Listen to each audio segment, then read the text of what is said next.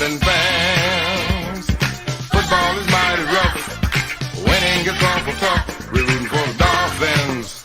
Our mighty, mighty Dolphins. We're rooting for the Dolphins.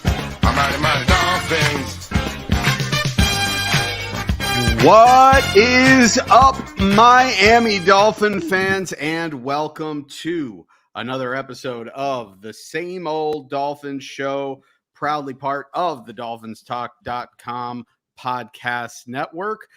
I am Aaron the Brain, and with me today, filling in for my brother from the exact same mother, Josh. Filling in for Josh is at Dolphins Talk himself. It's Mike Oliva. How's it going, Mike? I am doing fantastic. Thinking about Josh and his family here tonight. I know they're having a little family medical emergency there. Thinking about his little guy. Hope everything's well. And happy to fill in and have a little holiday show here with you as we get ready for an awesome game on Christmas Eve. Absolutely. And I share your thoughts, my thoughts with Josh and his family and my nephew. Get well soon, buddy. Get well soon, and hopefully have yourself a merry little Christmas over there. And hopefully the Dolphins will be having themselves a merry little Christmas, a much more merry Christmas than last year, hopefully, Yes. as we get set for a big test against the Dallas Cowboys, a pair of 10-4 teams, as the Dolphins look to get a step closer towards accomplishing their goals this season. And I definitely want to get into that game, but I guess where I really want to start before we get into the brass tacks of things is I want to talk about Hard Knocks, because that was released this Tuesday, of course, after the Dolphins' resounding victory against the Jets. I got around to watching it last night, Wednesday night, and I wanted to get your thoughts on it, Mike. My thought on it, my biggest takeaway was the speech at the beginning of the game, or at the beginning of the show, from Mike McDaniel, addressing the team at the start of the week, and saying, we're going to take 20 minutes to look at this game, and I don't want to do this, but I'm going to have to do it. And taking accountability, saying we lost this. There's 15 reasons why we lost this game, and I had my hand in all of them. And he took ownership of his own play calling and said it was as much a team loss as he's ever been around. And it's going to be the best thing that ever happened to them, because they are going to make it that by what they do from this point forward. So I thought, in my opinion, I don't know how much weight these things end up being. I don't want to make too much of it, because at the end of the day, the game is played on the field and it's going to be decided on the field. But I think there are so many things that as a coach that you can control. And one of them is the messaging that your team gets and the mindset that your team goes in with. And I thought that's the mindset that you want. The messaging is correct. You blew a massive opportunity in that game. You should feel embarrassed about it, and you should own it. And I thought Mike McDaniel owning it and not sweeping it under the rug and not saying, hey, don't worry about that. That happened, but we're going to move forward from that without even addressing it. I think that would have been a mistake. The fact that he addressed it head on, I think, is a really good sign. It's the way that I would have handled it. And I like to see it. And obviously we have the benefit of hindsight and looking back and saying, well, the team certainly looked like they responded to it as well with the way that they played against the Jets. But I'm curious, Mike, what did you think of Hard Knocks in general and that speech, or if you had any other bigger takeaways? Yeah, when it was announced that Miami was going to be on Hard Knocks, I was all for it. And I don't know why any fan would be against. Any fan who thought this would be a distraction, I thought, no. And who wouldn't want to sneak behind the curtain of your favorite team in the middle of a season? I thought this is going to be really cool. The first couple episodes, like episode 1 was like the Tyreek Hill show. It was cool. It was great. It was funny. The second show was cool. Last couple weeks have been kind of blah. It's like two of them at the groundskeepers. Captivating television. Who gives a what? Who cares? But this week, coming off a loss, I really enjoyed it. And that Mike McDaniel speech to me, and anyone who thinks he's playing this up for the cameras, no, you haven't been paying attention. Mike McDaniel one word about him is authentic. He ain't playing this up for cameras, number one. And I'm sure now at this point with him being around the team for a few weeks, he's probably forgot the cameras are even there, honestly. That's who he is, and I loved it. And there's things to nitpick about Mike McDaniel, play calling in the red zone, running on 3rd and 4th and 1, maybe too aggressive at times. You can nitpick anything with any coach. No, there's no such thing as a perfect coach, okay? But the messaging, like you said, his approach, how he talks to players, not talking at players. He's very relatable. And what I saw from him there, I said this on the show last night with Ian, and I stand by it now. I don't know if we're going to win the Super Bowl this year. I don't know if we're going to go to the Super Bowl. It seems, if I had to guess right now, it seems kind of unlikely, but we're in the hunt at least. In the next 3 to 5 years, Mike McDaniel will be on the sideline as a head coach of a team playing in the Super Bowl game. Do they win it? I don't know. It's one game. Anything can happen. But what I've seen from him now for almost 2 full regular seasons, what I took away from that Hard Knock speech is this guy gets it. And he admits, I make mistakes. I got to get better, which a lot of coaches won't do. Our last head coach wasn't that way. And I don't need Hard Knocks to tell me that. You can just see how he acted with the media, how he acted on the sidelines. He wasn't anyone who took ownership. Adam Gase never took ownership of anything. You know, every time they lost, he was looking for someone to throw under the bus. This guy will fall on the sword, which most good head coaches do, just from a PR standpoint. But now we saw behind the scenes, no, he's really falling on the sword when he screws up. Yeah, there were 15 reasons why we lost. Bradley Chubb, you were a dope. That wasn't shown, but I'm sure that was out there. Spike, you can't be doing that. Missed field goal or a blocked field goal. Turnovers, the whole thing, play calling, which is on him. He took ownership, how he spoke to the team. And after a tough loss late in the year for a team that's, let's be honest, they're a really good team. No matter what you think of the Dolphins, they're like probably one of the 6 best teams in the whole NFL. From a record standpoint and from a talent standpoint, I have the utmost faith in this guy in the next 3 to 5 years. There's going to be a Super Bowl Sunday where all of us are going to be happy as hell, but we're going to be in like, we got a chance to win the Super Bowl. I don't know what year it's going to be, but it's going to be one of those years. And if we do win, we're popping this bad boy open now, Aaron. It's going to stay sealed. We're popping it open. But I have a feeling he's going to get us there at some point. And that's what I took away from that Hard Knocks. Are you drinking that rum? And if you're listening to this, and yeah, you're not watching it on YouTube or the I'm a Miami Dolphins fan Facebook page, which you should be doing, by the way. But if you're not, Mike held up a bottle of Florida Cana rum, the official rum of the Miami Dolphins, and I just have one question.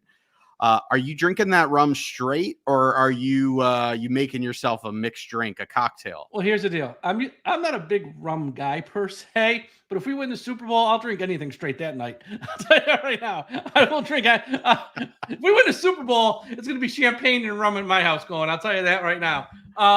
But yes, a very long-time listener of our podcast, who's not on social media, by the way, which I find amazing because he sent me a nice card with a little note inside and thanking me for all, the shows and all the stuff, but he's not on social media, which is like, you're the one. But he listens to all of our shows, huge fan, and he sent me this rum, and the only rule is I can't open until we win the Super Bowl. He was in Central America, and he went to a liquor store. There was like 4 of these left or so. He bought them all. He kept one, gave the rest to his sons, and one came to me. And when we win, it might be in a year, it might be this year, it might be 2 years, it might be 3, it might be 10 years, I don't know. We're all going to come together and pop this bad boy. All right. I love it. I will be there if it happens, but I'm not going to jinx it. Well, I don't know when. I'm not going to say that, I'm not going to say that's going to happen this year or in the next 5 years or even in the next 20 years. But I think we'll be in the game though. I will go out on a limit. I think this guy's going to get us there. If you win the game, that's, it's one game. Anything can happen. Who knows? But I think he'll at least get us to the dance in the next 3 to 5 years, because I just have that belief in me. Not just because of him, because of the young roster we have. I know it's going to change after this year. Some guys are going to go. I get it. But I just have faith. Sometimes you just have faith in that guy's a leader. That guy's doing the right thing. He might not be a finished product. He might not be a polished product, but he's going to be that soon, and he's going to get us there. I think he's like a Sean McVay, like a Kyle Shanahan. They both gotten there. Sean McVay's won it. I think he's going to get there, and if we win, great, but I just have that belief. Yeah. And we'll see if we can get there. And if he does get there, hopefully he can do what neither Sean McVay or Kyle Shanahan were able to do. And that is win it the first time you get there. Yes. And so Yes. I want to get into this game because it is a big one as we come down the stretch. I want to talk about what it means, and then I want to break down kind of, what we think the Dolphins need to do and what we need to look for in this game, and then we'll give our one hot takes and our score predictions. But before we do any of that, I want to talk about our friends at Caldera Lab because they make the best skincare products that I have personally ever used. And I've used a lot of them because I do not have perfect skin. Heck, if you are watching on YouTube or on the live stream, you're probably like, yeah, he definitely doesn't have perfect skin, but it doesn't look that bad. And the reason it doesn't look that bad is because I use Caldera Lab. It's a really quick regimen, once or twice a day with the face wash. You put the moisturizer, the serum, to keep your face moisturized and everything looking good. And honestly, the wife says that my skin looks as good as it's ever or better than ever. And, at the end of the day, as a guy, isn't that really all that matters? It's all that matters. So take my word for it. Great products at Caldera Lab. You can find out for yourself by going to calderalab.com, and you can use the promo code Dolphins Talk and get 20% off of your first order of Caldera Lab. And you know what? If they ask, I don't think they'll ask, but if they do, tell them Aaron the Brain sent you. There you go. That's right. So I want to talk about this game. I'm very excited, but I'm not. What a difference a week makes. Let's start with that. Because a week ago, Josh and I sat on this show, and we were going to play the Jets, a home game against a team that came into the game at 5-8? Yep. And the majority of the people in the comments section, and it felt like on social media and on the national media, had no faith in this team. Tua was garbage. He couldn't win without Tyreek Hill. Mike McDaniel can't coach without Tyreek Hill. The Dolphins are frauds. They are choke artists. They will not win another game this season. And now, a week later, a 30-0 victory later, the Cowboys looking really bad last week against the Buffalo Bills, and all of a sudden, the Dolphins fan base it's cocky Dolphin again. And we're back.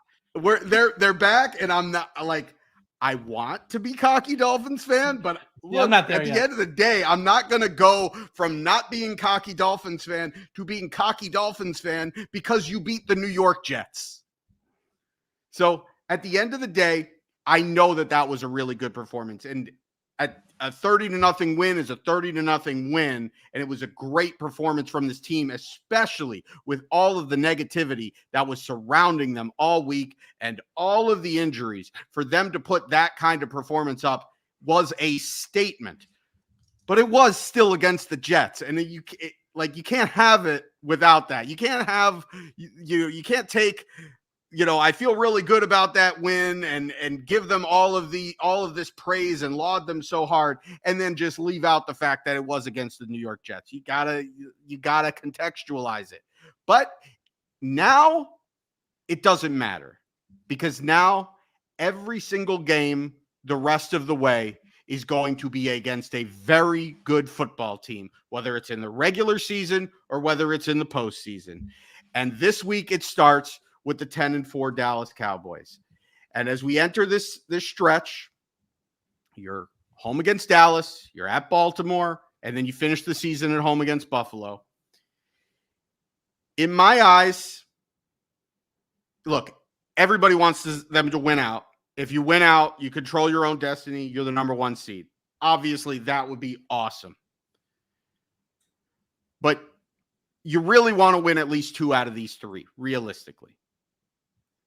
And if you're going to win 2 out of these 3, the least important game of the three happens to be this one against Dallas because it is a non-conference game, and Baltimore is a team that you're chasing for playoff seeding, and Buffalo is a team that you're ultimately battling with to win the AFC East. But at the same time, this is probably the most winnable game, if we're being honest, of the three.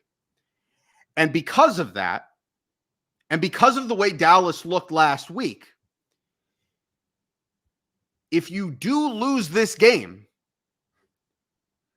the same way what a difference a week makes, and we were down in the dumps last week and over the moon this week, you're going to have those same Dolphin fans coming back and saying, you know what? We were fooled. They just beat the Jets. They're still frauds. They can't beat a good team. And so to me, it's not a must-win game because, like I said, it is the least important of the three. But for psyche, I think it might be the most important game. Yeah. They can't go 0. Here's the deal. The one thing they can't do is go 0-3 for more reasons than just obviously making the playoffs win the division. That means something's clearly wrong. That's like a bigger picture wrong. If they end the season 0-3 after a late season collapse last year, that wouldn't be good to have another one this year. Then you kind of, everything I just said about Mike McDaniel kind of goes out the window. We have to do a deep dive here. That's a whole different conversation. But 2-1 is realistic. This is the easiest of the three games because at the Ravens or on the road, that's going to be a tough spot. And just because how well the Bills have sort of turned their season around, how they're now an ascending team, probably playing some of the best football in the entire NFL. And we know what that game may mean if Miami doesn't clinch beforehand. That's going to be for the AFC East, meaning you're either are going to have a home playoff game or you're not. And then if you're not, you're going to be round one, either at Baltimore, at Kansas City, at Buffalo possibly, which nobody wants that. So this is a game to win. You know, these two teams, as much, you know, people have joked it's the fraud bowl, which I hate that fraud word. You don't win 10 games in the NFL and you're a fraud. The Dolphins, you know, pretty much beat who they're supposed to beat outside of one game. They've handled their business. They're a good team. They're not a fraud. And neither are the Cowboys either. They're not frauds either.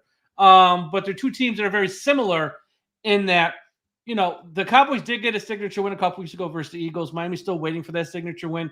But there's not a lot of signature wins on each of their schedules. They both have their flaws. They're both coming in with offensive lines a little banged up. It sounds like, you know, Robert Hunt's still going to miss another game with a hamstring. It sounds like Austin Jackson might not actually play, which means the right side of the offensive line, it's going to be a little shaky, and expect Parsons to probably be on that side of the field all day. And then you got the Cowboys, Zach Martin, unsure, and their left tackle there, Smith, I believe, also has an issue with his back. So both these teams have their offensive line struggles. Neither team's, you know, 100%. And it comes down to which team's going to execute and make more plays. But for the Dolphins, winning this game is just, it means more. They need it more. The Dolphins need it more only because the end of the season, their schedule's harder. This is the easiest of the three. And they have to like sort of kill that narrative.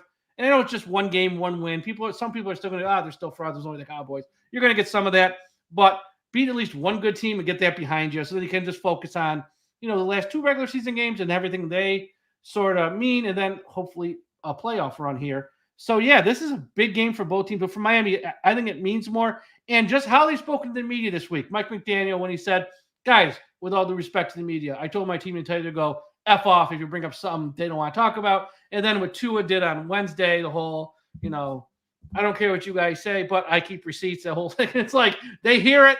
It's under their skin clearly. And I think they're going to come out angry and use it as fuel to sort of kill that narrative. They can't beat a good team. Well, I think they better come out angry because they came out angry last week. And look what happened. Show. Yeah. And so if we can get angry Dolphins for the rest of the year, then that might be the pathway to getting us where we want to get. But we don't want to go too far. Let's take it one game at a time. Handle the Cowboys, and we'll move on to Baltimore. Exactly. Put Belichick. Handle your team, then we'll go on to Baltimore. but I agree. I think they're going to come out angry. I think talking about messaging, I mentioned this on the show on Monday with Josh, that, you know, the post game in the locker room speech was immediately Mike McDaniel already turning the page on that Jets game and saying, no Selly today. Yeah. It's not time to celebrate. every single game is the most important game, and we have a lot of work to do. And I think that messaging, the fact that they came in ready, I mean, at the end of the day, I don't know if the players came in ready. I don't know if the players get the message. I feel like this team gets it.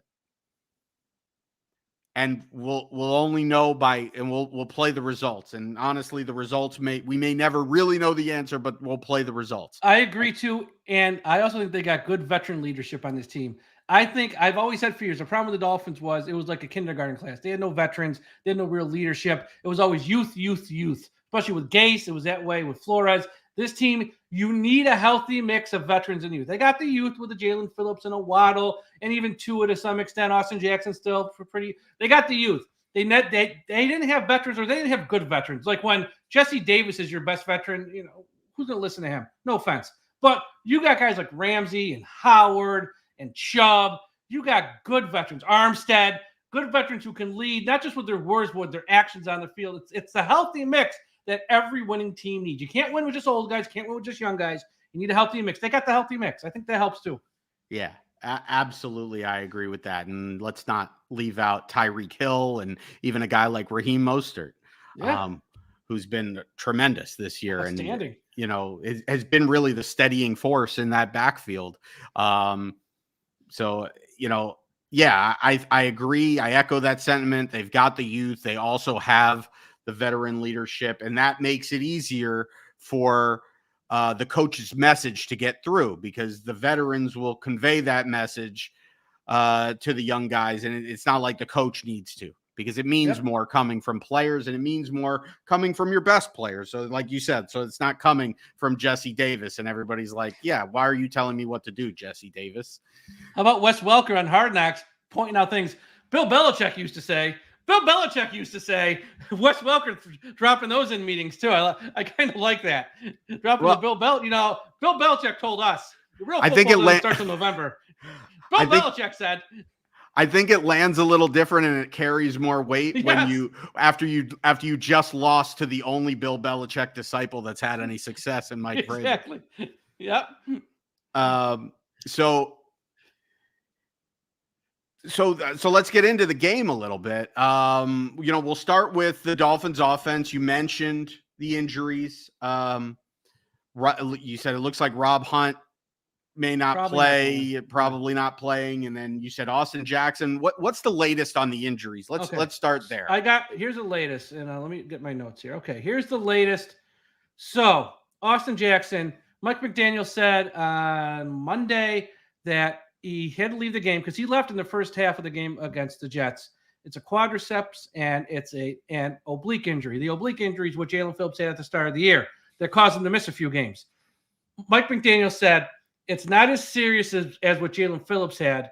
He won't miss as much time. Well, all he's missed is a half, Austin Jackson. So even if he misses a game, that's not as much time as Phillips. He didn't practice today as we are recording on Thursday. I'm sure he's going to be listed as questionable. We'll see how the week goes on. I would say I'd probably list him as doubtful, but there's a chance I guess he could play. Robert Hunt hasn't practiced, same hamstring. And if you watch Hard Knocks, he was limping around the field, Hard Knocks, and people at the stadium said he was limping around, walking up and down the sideline versus the Jets. I think that hamstring is that might be more time needed there. Javon Holland, 2 sprained MCLs. That's a 4 to 6 week injury. We're at the 4-week spot now. I think he's practicing light, not doing heavy practice. So there's a chance for this week, but he still might be 1 week away. Elliott, the other safety, is still in concussion protocol. He's in the later stages of concussion protocol, but he's still in the protocol. So we got a few days to get him back. Who knows? Xavier Howard, he missed a game with a hip. He said today on social media, which take with a grain of salt because every player says I'm going to play, that he's going to play this week. I think he did practice today too. I'm not 100% sure on that. But I think there's a good chance you'll see Howard this week. Elliott, I think there's probably a fairly good chance. Holland's more iffy. Last one's Tyreek. Here's what we know on Tyreek. Dan Graziano of ESPN on Tuesday said he's hearing Tyreek's going to sit out one more game. Not sit out. He's going to need another week. Josh Moser from WSVN was on a DolphinsTalk.com podcast Tuesday night. That's another Miami Dolphins First Down with Stephen Daniels. Josh Moser was the guest. Josh Moser does show every Sunday with Drew Rosenhaus. Rosenhaus, Tyreek's agent. Connect the dots. said Tyreek might have a grade 2 ankle sprain. That's a multi-week injury. He did practice some today, Tyreek, though. But there's chatter he might miss at least one more game because the Dolphins want him healthy for the playoffs. And as much as this game's important, if the Dolphins, you have the mindset, we're going to get in the playoffs, and maybe we're not the 1 seed, maybe we don't even win the East. I got to have him healthy for the games that really matter. So I don't know. He did practice today. That one's going to be up in the air. He probably won't know till Sunday, but he might miss another game. Or he could, I don't know when it comes to Tyreek. That one's truly out there. And Emmanuel Ogba's also injured, so maybe see Melvin Ingram called up from the practice squad this week for this game there. It's a lot, I know, but that's kind of where we are at the time we are recording this on Thursday evening. Yeah, I trust Austin Jackson's the one I'm worried about. Yeah, I think I'd be worried with Austin Jackson not practicing on a Thursday. The way, you've got a healthy Teron Armstead right now, the way Kendall Lamb has played filling in at left tackle, you probably feel confident we can get by without Austin Jackson for a game. Albeit, Kendall Lamb, as well as he's played this year, he hasn't been a world beater or anything, but he's been solid stepping in for Teron Armstead all season. We haven't really seen him at right tackle. So I am interested to see how that would play out and how that impacts what the Dolphins want to do as, from a pass protection standpoint and also from a running game standpoint, because we know that they want to go out and attack the edge and they like to get their athletic tackles out to the second level. And if you don't have Austin Jackson, who's probably the best at that, it probably does take a little bit of that game plan away from you. And you're probably also going to bring, keep extra guys in to protect, especially if Tyreek doesn't play or is on a snap count, because part of what allows Tua to get the ball out so quickly, if they're not just throwing screens, is having both Tyreek and Waddle on the field so that the defense respects that space and, they're able to create so much space and still throw the ball downfield while Tua gets the ball out in like 2.3 seconds, which is, they're the only team that has the capability of doing that. And, a big reason for it is Tua, and a bigger reason for it is the speed of these wide receivers. So clarification real quick. Yeah. Elliott today was a full participant at practice, meaning he'll probably come out of the protocol in the next 1 or 2 days. So that's good news. I didn't know that. I just looked it up real quick to see. So Elliott was a full participant yesterday. He was limited, still in the protocol today, full, probably a sign he's ready to come out of the protocol. So we'll probably have him at one safety, which is help. But he's played very well this year for them, Elliott. So that's good news there. Yeah, definitely. And we'll talk about that side of the ball. I think when the Dolphins are on the offensive side of the ball, look, I think they need to lean into what worked last week, and I think they need to take a look at what Dallas did last week against Buffalo in not being able to stop the run and not being able to tackle. And this is a Cowboys defense that is soft up the middle. They've had some injuries. They're very strong and explosive coming off the edge. Well, look, this is the second week in a row that you're playing a team that can be very difficult to handle on the edge and can really get after the quarterback. And what did they do last week without Tyreek Hill? Well, they ran the ball and they threw a lot of screen passes. And at the end of the day, it worked. And so I think you got to do this. I think you have to have a very similar game plan. I think you can mix things up a little bit more against Dallas than what you did against the Jets, because the Jets' strength defensively is the interior of their defensive line. And so you're going to be less likely to run up the middle on them. I think you can be a little bit more aggressive running up the middle on this Cowboys team and can be a little bit more diverse. So, maybe you run, some plays to the edge and then you run the crack toss and you try to get the cutback. Maybe this is a Jeff Wilson game. Maybe this is a game where Jeff Wilson gets a few more carries because they are trying to probe to see how soft the underbelly of that Cowboys defense is. But ultimately, if this team's able to have some success running the football and Tua is just able to play a clean game, whether Tyreek Hill plays or not, what Tua's shown is he can move the sticks and they can get drives going. And then what this team has shown is that when they stay committed to running the football inside the 10-yard line, it's usually ending in pay dirt.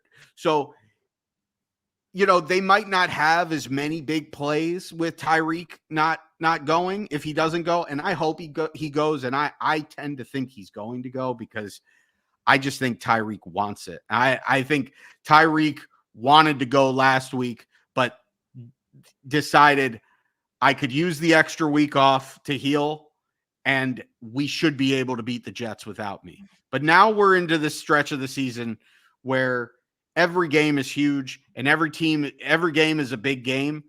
Like, get the bye week in the first week of the playoffs. Then you get the rest. That's the time to rest. But I think now with these games, if you've got a serious injury and you're maybe a player that's like an Austin Jackson, where it's he's a key player, but you feel like the Dolphins can win without him because you've got guys that can replace him. Nobody's going to replace Tyreek Hill. And if Tyreek Hill is out there running routes the way he was last week pre-game against the Jets, and then he's out there practicing this week, at the very least, I think you need him in the game on a snap count. I think Tyreek's going to want to go, and I think you got to if Tyreek wants to play, I think you let him play. And I know that's the case because they were ready to do that this past week. So I get the feeling Tyreek's going to play, but whether or not he plays, obviously if he plays, there's a whole other dimension to the Dolphins offense that he brings. Even if he's used as a decoy, the Cowboys are going to have to respect it, and it makes the Dolphins offense that much more dangerous. But even if he doesn't play, I think the Dolphins have enough with Jalen Waddle, with Mike McDaniel scheming, passes to him, Braxton Berrios stepping up into a little bit more of a role, Cedric Wilson stepping up into a little bit more of a role, and then most importantly, the running game. Because at the end of the day, the Bills put up points against this Cowboys team, and Josh Allen completed nine passes against them for less than 100 yards. So you can put up points on these guys, and Tua doesn't have to have a monster game. He just has to have a clean game. And that's been the story the last few weeks, and hopefully that continues. I agree. If Hill plays, he won't be 100%, but having him out there does change things, and you can use him as a little bit of a decoy there. I also think this is a game where Devon Achane's speed could be utilized very well. Since he's been back, obviously, he even had a toe injury heading in last week, so I don't even know if he was 100% last week. Hopefully he's more he's healthier now, and I think his speed here could be utilized, especially if there's no Hill. You're going to want to get the ball in his hands maybe a few more times. Last week versus Jets, that game was over so early. They really didn't have to show anything. But the game plan Mike McDaniel called, I loved. He adjusted. He's like, you know what? I'm down to some offensive linemen. I have a center who's like far less than 100%. There's no Hill out there.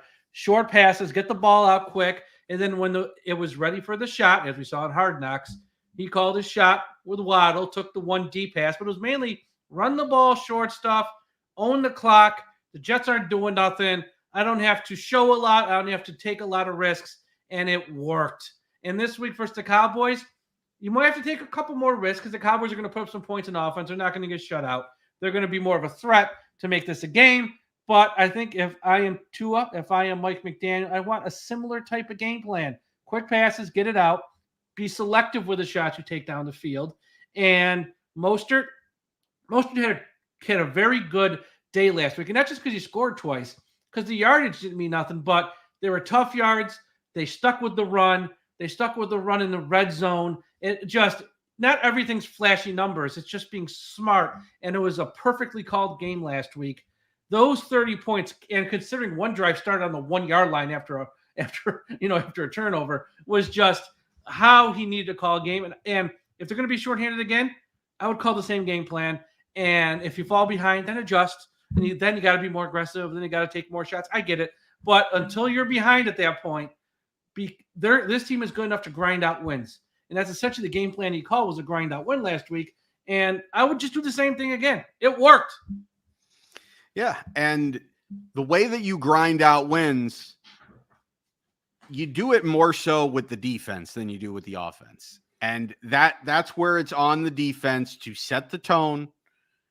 Obviously, still got the injuries. I mean, look, Jalen Phillips isn't coming back. Jerome Baker's not coming back anytime soon. And it doesn't look like we're getting Javon Holland back this week. It looks like we're going to get Deshaun Elliott back, and that's big.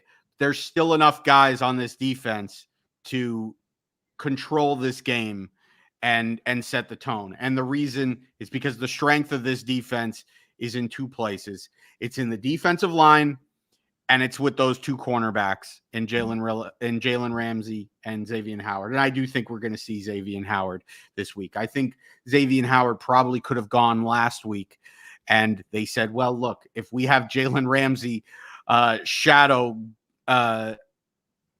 what's his face Wilson. from Garrett Wilson from the Jets, then like we could probably make do with what we have against the Jets, paltry receiving core. And so they got Xavier Howard that day off that he needed, that week off that he needed. But I think he's going to play because you need him for this game against the Cowboys with Brandon Cooks and with CeeDee Lamb and company, and Dak Prescott firmly entrenched into the MVP conversation, even though he had a terrible game last week. But it looks like, every MVP candidate, it seems, other than Tyreek Hill, has had, their game that's been less than impressive over the last few weeks. So we'll see what happens there as far as MVP voting, but that's besides the point. The Dolphins defense needs to set the tone, and they're going up, like you said, against a much better offense this week. They're not going to shut this team out. No. The Cowboys are going to make some plays. This is a big game for the Cowboys, and they are, believe me, they are going to be pissed after the way that they played against Buffalo. And I know, I do agree with the sentiment that the Dolphins probably need this game more because of all the narratives and because they need to probably prove it to themselves that they can beat a good team. At least the Cowboys a couple of weeks ago won a home game against the Eagles where they looked dominant. But that said, the Cowboys are in a situation where they control their own destiny to win the division and have at the very least the number 2 seed in the NFC so that they don't have to play on the road. And they're 3-4 on the road this year. So they're probably feeling like they need this one. The Cowboys are going to come out with their strongest game plan. They're going to be ready. I fully expect we're going to see the best of Dak Prescott. That said, if the Dolphins are going to dominate in the trenches, then, they're going to force Dak Prescott into some mistakes, just like they're going to force any quarterback into mistakes, especially with having Jalen Ramsey and Xavier Howard back. So I think it really starts up front. Zach Martin, it looks like, may not play in this game. He's an all-world guard. He's one of the best guards in the league. So now you immediately look at Christian Wilkins and Zach Sealer, who have been playing at just a tremendous level the last couple of weeks. And you say, these guys should have a field day. And I look at that and I say, yeah, they definitely have a big matchup advantage there. And the way Bradley Chubb played if Bradley Chubb can play angry the rest of the season, I know he's not going to go up against the Jets offensive line every week, but if he could play like that and you get what you're getting out of Christian Wilkins and Zach Sealer, I don't even care who's on the other end. It could be Van Ginkel. It could be JPP. It could be Melvin Ingram. It could be, you could throw Raekwon Davis out there. Whoever you want to throw out there, it doesn't matter. Channing Tindall. Free Channing Tindall. There we go. Throw him on the line next to Christian Wilkins, Zach Sealer, and Bradley Chubb, and I guarantee you he makes some plays. Guaranteed. It's the Jason Taylor effect. It's like, when Jason Taylor was here, we always had some other defensive end that racked up a ton of sacks and was like half the player that Jason Taylor was. And they weren't bad players. Like you had Ogunleye. Yeah, you had the Nigerian Prince Adewale Ogunleye. You had Trace Armstrong. You had Kenny Mixon. You had Lorenzo Bromell. Like, you got some guys that would put up some numbers just strictly because these guys that they're surrounded with were monsters, because they were surrounded by Jason Taylor and Tim Bowens and Daryl Gardner. And that's what this defense is giving. And then you throw out, in a way, it's actually very similar, because then you look at like, what else did that defense have that Dolphins defense? Well, you also had Sam Madison on the outside. Well, now you got Jalen Ramsey on the outside. You had Patrick Surtain, and well, now you have Xavier Howard on the outside. So it's actually very similar, when you really think about it. But I think that this defense is playing at a really high level at the right time, save the last 4 minutes of that Tennessee game. And they've been, even with the Tennessee game, they've been a top 5 defense since Jalen Ramsey joined the unit. So, I mean, they've been as good as anybody in the league. The one thing that people will poke holes in there is they'll say, well, look at the opponent. Well, this week they get a chance to prove it. So I hope there's a lot of people out there saying, hey, this defense is good, but they haven't been good against a good offense. Well, because they were good against the Chiefs. The Chiefs won, but they were good against the Chiefs because the Chiefs scored on a fumble return, and Travis Kelce had like 1 or 2 catches, and Pat Mahomes threw for like less than 200 yards. They were good against the Chiefs. They just didn't win the game. I guess what I would say about the Chiefs is I would say that this Chiefs offense isn't like a great Chiefs offense. But this Dallas offense is absolutely one of the best offenses in the league. So we're going to see. And then look, the next 3 weeks, they're playing teams that are putting up a lot of points and putting up a lot of yards and a lot of points. So there's no hiding at this point. This defense is going to I think that a lot has been talked about with the Dolphins offense, and deservingly so. It got all the headlines at the beginning of the season. You got Tyreek Hill and Tua in the MVP conversation, Mike McDaniel, offensive head coach. Then you've had like when the team has struggled, it's been because the offense has sputtered. And so that's getting a lot of the attention. But in my eyes, this offense is good. We know that it's good. But this team will go as far as the defense takes them. I think that's what's going to determine how good this Dolphins team really is and whether or not they can actually get to the Super Bowl. I think it's going to be more about the defense, because you're going to play other good defenses that are going to keep you from scoring 40 points. And so you're going to need to play good defense to win. And so I'm looking at this Dolphins defense and I'm saying, prove to me that you can be a dominant defense against a really good offense, because if you can, then I'm going to start buying into what they're selling. And here's the thing too, on that side of the ball, I don't know if they're going to, win the East, be a wild card once. I don't know. But I'll take a safe bet that we're going to make the playoffs in some capacity. And when the playoffs hit, you're going to have a healthy Holland by then. Jerome should be back at linebacker. Aside from Jalen Phillips, it's going to be a healthy defensive unit, unless something happens in the next couple of games, obviously. It should be a relatively healthy defensive unit, and I have a lot of faith in Vic Fangio that they will be playing at a high level come playoff time with, unless something else happens. Most of your key integral pieces there. On the offensive side, I have questions because I just have questions. But that side of the ball in defense, I have less questions. I have faith in Vic, and I think we're going to be pretty healthy by then. And even in this game, I think they're going to be fine. Now, if it were me, even if Howard plays, I would probably put Ramsey on CeeDee Lamb full time, because I have a lot of faith in Ramsey, and I think that's probably Miami's best option there. But if they just will let Howard take Ramsey if he's on that side of the field, or take on Lamb, I'm fine, whatever. I'll leave that up to Vic, honestly. The one thing I'm a little worried about, Cowboys have a very good tight end. And I just mentioned that game with Kansas City, how Miami sort of shut down Travis Kelce.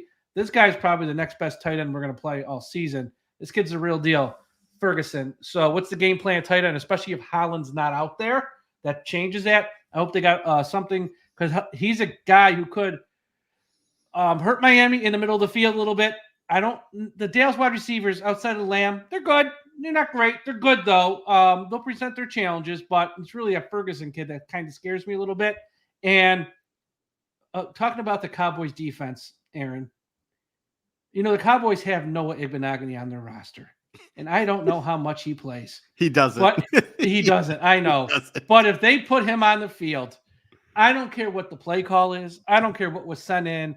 I hope Tua just ready to audible, have a word, Omaha, whatever, and just find Howard, find Noah, and throw it at him. I just hope that's a game plan that they put in this week. Yeah. And no, I think you bring up a good point with Ferguson and the tight end and the matchups. Personally, I think this might be a game where you see a little bit more of the soft zone, because I don't worry about Jalen Ramsey in man coverage, but I worry about Xavier Howard in man coverage against speedy receivers. And, whether they choose to have Jalen Ramsey follow CeeDee Lamb or not, whether it's CeeDee Lamb or Brandon Cooks, even Brandon Cooks, one thing the guy can do is he can run. Yeah. And speed gives Xavier Howard trouble. So I think it would be wise to not isolate Xavier Howard, especially if you're going to be without Javon Holland to roll over the top. I think it might be a game where you probably try to play a little bit softer coverage, and really try to just rush 4, drop 7 in coverage a lot. And, the guy that's going to be big for that is a guy that's played really, really well since Jerome Baker went out, and that's Duke Riley. Whether it's been in run support, whether it's been in coverage, Duke Riley has played at a very, very high level and is making a really strong case for, the end of the season, whether or not he would be a guy that the Dolphins might want to invest in as a value signing to keep around, considering the pending contract situation with Jerome Baker, where, he may very well be a cap casualty. We're seeing that test right now of what this Dolphins defense could look like with Duke Riley instead of Jerome Baker. And frankly, he's passing with flying colors. So I'm excited to see more of that. And I think when it comes to the tight end, it's not so much Duke Riley as much as it is, I think that's where, if Javon Holland isn't playing, that's probably Brandon Jones' specialty.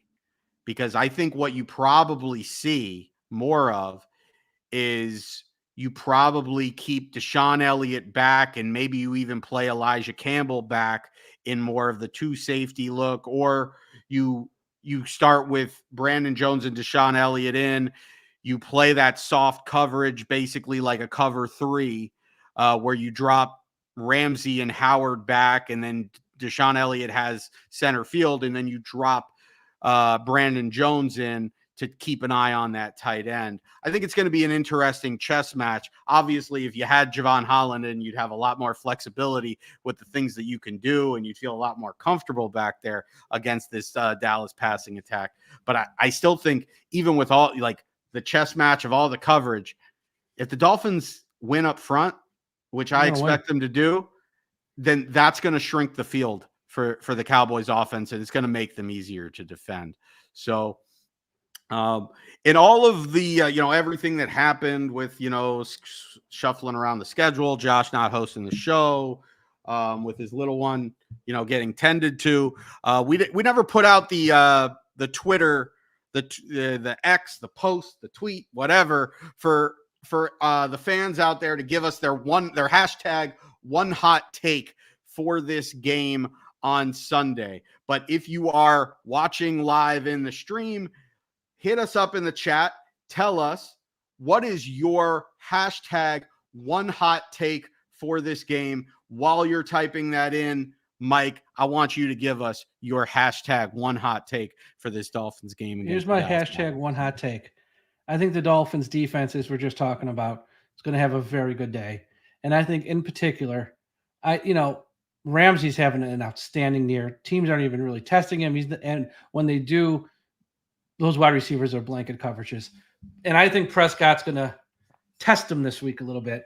And my one hot take is Jalen Ramsey doesn't have 1, but 2 interceptions versus Dak Prescott and the Cowboys. Ooh, I like it.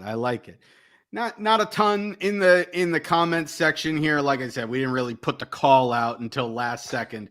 But Bobby B says, hot take, beating the Titans would have helped win the division, but losing will help us win the Super Bowl. Let's hope. Yeah, that's Mike McDaniel's messaging for sure. Kyle Gardner says big run game. Jordan Murray says hot take. We run for 300 yards combined. Wow. Is Larry Zonka coming back? How many points are we putting up if we get 300 yards rushing? We putting up 70 again if we put up 300 yards rushing? Kyle Hartfield says Dak throws 3 interceptions. Travalis Tinker says we get a pick 6 from a linebacker and we win by double digits. Wasim El-Hadi says we run the ball for 150 and we win. Douglas Potter, Miami rushes for 200 plus and gets 3 rushing touchdowns.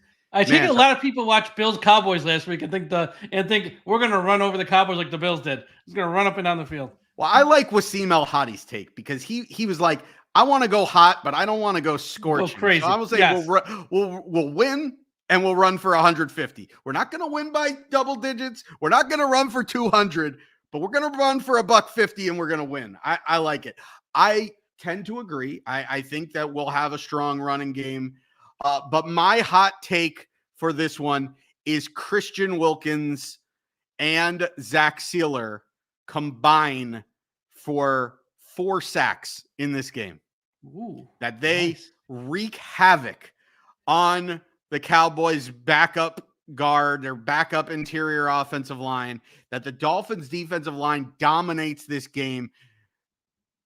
They're probably going to get 5 or 6 sacks, and I'm calling for 2 each from Christian Wilkins and Zach Sealer, or any combination that gets to 4 out of those 2 guys. And then let's see. I think we got one hot take here before we give our score predictions. Olivier Cajuste says defense drives Dak to the floor a few times. So yeah, he basically agrees. And what's Josh's one hot take? Josh's one hot take, thank you for reminding me, should not really be a surprise to anybody. He says his hashtag one hot take is Alec Ingold receiving touchdown. And you know what? It's going to happen. I think this might be the week for it. Can I change my one hot take? I'm going to change my one hot take. Double down. I'm doubling down. I'm with Josh. Alec Ingold receiving touchdown this week. Here's the deal. If Alec Ingold, since it's Christmas, I'm in a good mood. If he scores a receiving touchdown, and since everything his little guy right now is going through, I will buy his son an Alec Ingold jersey if he scores a receiving touch. This is like when, like the Seinfeld episode, Paul O'Neill. Why do you tell me I'm going to hit 2 home runs? I'm not even a home run hitter. If Alec Ingold scores a receiving touchdown, I will buy Josh's son an Alec Ingold jersey. I love it. Alec, all the pressure's on you now. I put all the pressure on Alec Ingold. Clip it. Clip it. It's going to Alec. Clip. He hasn't scored a touchdown all year. Why would you tell him I'm going to score a touchdown? In the words of Dorinda Medley, clip. Nobody watching got that. But my Housewives fans, all 4 of you probably love that. All right, score prediction time. I'll start with Josh's score prediction. Josh has the Dolphins winning this game by double digits by a score of 33-22. Mike, how do you see this game playing out? I got it 27-20. I think it's going to be, each team's going to get their points. I think Miami's going to get a few more. I think the Miami Dolphins are a little bit better on defense. I think the Dolphins will make a few big stops late. I don't know if Hill's going to play, and if he does play, how healthy. So I'm not going to say they're going to score 30 or more, because even last week they did score 30, but again, one drive started at the 1-yard line. I don't know what's the odds of that happening twice. What's the odds of them even scoring another defensive touchdown like they have up until last week? Pretty much every week there for a stretch. I think 27-20 is going to be the score. Dolphins are going to kill this narrative that they can't beat a good team. Some people are still going to put, it was just the Cowboys. Are they really good? Like, whatever. Those people, you're never going to shut up. But I think they'll kill the narrative that they can finally beat a good team. It's the first good team coming to their house. It was at Buffalo, at Philly, Kansas City, and Germany. It's the first one coming to their building. And as they now embark on this 3-game stretch, they better win this one, because the next 2 aren't going to be as easy. Not that this is easy, but I think this is the one to win. And unlike last year where Christmas Day they lost to the Packers, it's going to be a Merry Christmas for all Dolphins fans as I see Miami winning 27-20. So will the Dolphins finally beat a good team? And if they do, will it matter? Because then everybody's going to say, well, you didn't really beat a good team because the Cowboys are for us. Exactly. I think this is the week. I've had this one circled even when they lost to the Chiefs, before the bye week, and we had the midseason preview, and you said, do you think the Dolphins will win? Will beat a team with a winning record this season? And I said, I think they'll win the home game against the Cowboys. This was the one that I felt the most confident in. And I still feel the most confident. And obviously, you'd wish that we were a little bit healthier. The injuries are definitely a concern. But I think Miami has enough. I think their mind is in the right place. I think Mike McDaniel has gotten the ego out of his system with trying to worry about numbers and receiving yards and passing touchdowns, and has just gotten into, you know what? Let's just score touchdowns when we get inside the 5. And if that means we got to run it 3 times to do it, let's do it. And I think that fits this team really well as we come down the stretch. So I think the Dolphins do it with physicality. They do it with the running game. They do it with a dominant defensive line. I think that they control this game, but I think there's going to be ghosts coming down the stretch. And there's going to be, there's going to be a Dallas team that's desperate trying to come back and win this game. And I think things are going to get scary. But I think the defense is going to hold on. And the Miami Dolphins are going to hold on to a 27-24 victory at home against the Dallas Cowboys. And like you said, Mike, we're going to have ourselves a Merry Christmas this year. Let's hope. After last year, that was brutal. I mean, the Packers weren't even any good. And I know it was all because Tua he got the concussion, and we sort of fell off a cliff in the second half. Totally understandable now in hindsight. But we should never lost that game, honestly. And hopefully this year we take care of the Cowboys, because nobody likes to. Let's be honest. Unless you're a Cowboys fan, Cowboys are like the Yankees or like Notre Dame. You have an opinion. You either love them or you hate them. And nobody likes the Cowboys. So we got to be Dallas.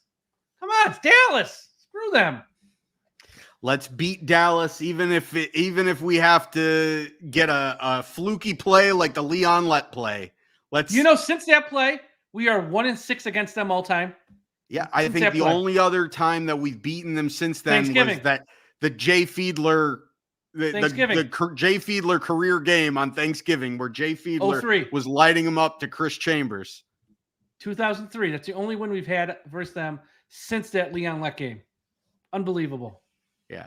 So I think the Dolphins are going to get it done. Are they is Romo the broadcaster? No, this is Kevin Burkhardt and Greg Olson on Fox. And for those of you who didn't see it, we're on Fox. We had Kevin Burkhardt on the show with us last night with myself and Ian. He made it. It was our Christmas Spectacular Holiday Show. If you haven't watched. We had special appearances from Kevin Burkhardt, Tom Pelissero, Frank the Tank. And yes, I booked the big guy during his busiest season of the year, Santa Claus. You want to know why we're up for a podcast award? Who booked Santa the week of Christmas? This guy does right here. I had him on our show. So check that out. They certainly don't do it in Philadelphia. No, they don't like Santa. They're mean. Yeah. So for Mike and for Josh, our thoughts are with you and with your little one and the whole family, and obviously my nephew. Get better, big guy. And Josh, don't worry, we'll hold down the fort for you, but hopefully you'll be back and we'll be celebrating with another podcast. I don't know, just side note programming. I don't know that we'll do a show on Monday, being that it's Christmas. That's going to be up to Josh and how he's feeling. We'll probably do, we'll probably do a show on Tuesday would be my guess, but just kind of stay tuned to Twitter to listen, because sometimes when we don't do the show on Monday, we say, just screw it. We'll just wait until Thursday to do the preview show for the following week. So just stay tuned to @SameOldDolphins on X or Twitter or whatever you're calling it these days to get updates on when our next episode is. You can follow myself @Aaron the Brain. You can follow Mike @Dolphins Talk. It's @Dolphins Talk, right? Yeah. I don't have the little. No, here's why. Josh is producing the show in the middle. He sent me a message about 10 minutes in. He goes, there is a screen without the names underneath because mine had his name underneath. He goes, why don't you use that? I go, good point, Josh. So I went in there and switched it. You didn't notice until now. Josh is producing the show from behind the scenes. This is why he drives the ship. This is why I'm in most weeks, in most episodes, I'm simply a passenger because those things you didn't even know. I mean, I see it on there, but I'm like, whatever. I'll deal with it. Yeah. Like people Exactly. at this point, people know that that's Mike and it's not Josh and whatever. They know where to follow him if they're watching. But anyway, that's why. So Josh, thanks for having our back there. We've got your back. You've got our back. It's a family, just like the Dolphins. It takes a family to win.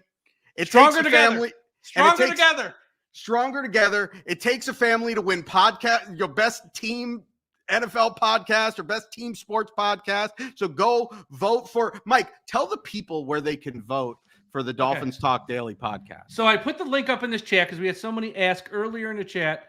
Let me give my guy a shout out here. BB asked, hey, Mike, how can I vote for the show to win Sports Podcast of the Year? So earlier this week, I was notified that we are I changed the background. I was trying to get the graphic. I didn't mean to change the background. Never mind. I can't show it that. We were nominated by the Sports Podcast Awards for Best Team Podcast. And it's kind of prestigious, actually. So they nominated, I don't know how many podcasts it is, but we're up against the podcast for the Mets by the SNY channel. So it's like the SNY channel. Like the official station of the Mets has a podcast. We're up against them. We're up against one from the White Sox. I think one from the Orioles, one from the New Jersey Devils. There's a sailing podcast if we're into sailing. I guess that counts as a team sport. I don't know. But we're up against, 7, 8 other podcasts that cover a team. And we are finalists from the Sports Podcast Awards. And you can vote, I think, between now and December 28th. I have the link up on my Twitter feed. It's not an easy link. Just go blah, blah, blah. It's a little lengthy. So go to @Dolphins Talk. You can go there and vote. And I'll probably put something up on the website too there. And you can vote for us. And look, it's just an honor to be nominated for sure. But let's win it since we're nominated. Why not? I mean, come on. We might as well win this thing. So if you can cast a vote for us, it takes a second. It's free. You just got to put like your email address and click the vote button. We might win Best Team Podcast from the Sports Podcast Awards, which would be pretty cool because, as I always say, like we do this in our spare time. We put in a lot of work. We've been doing it for many years now. And we've grown a nice little following. We have a nice little community here. And it'd be really cool to win something like this. And we're up against some behemoths with $1 billion companies backing them. I'm not $1 million man. I'm not. But this is literally sweat equity, okay? So this is sweat equity that we've made it this far. And let's go with this is like the 1980 Olympics, USA versus Russia. We're USA. Let's go win it. So a vote for Dolphins Talk is a vote for America. Did I catch a little Ted DiBiase laugh in there? That was good. I just broke it out, which I shouldn't do because nobody's laughing now because I think his son just went to jail for life or something. So kind of a sad story, but we get the point. Vote for Dolphins Talk is a vote for America. So vote @Dolphins Talk on Twitter. I have the link. Put it up on my Facebook page. I'll put it up on our website. If you want to find the link, you can email me, dolphinstalk1977 @gmail.com. I'll send you the link, and you can vote for Dolphins Talk. Let's win. Let's represent the Dolphins. Let's win this bad boy. Look, I couldn't say it any better. Let's win. So for Mike, I'm Aaron, for Josh, and the entire DolphinsTalk.com podcast network and the entire Dolphins Talk family. Dolphins, take care of yourselves and each other.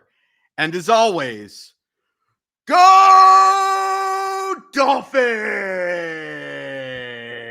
No pressure, Alec Ingold, but you better score a touchdown for the kid. That's all I'm saying. Everybody's got a price.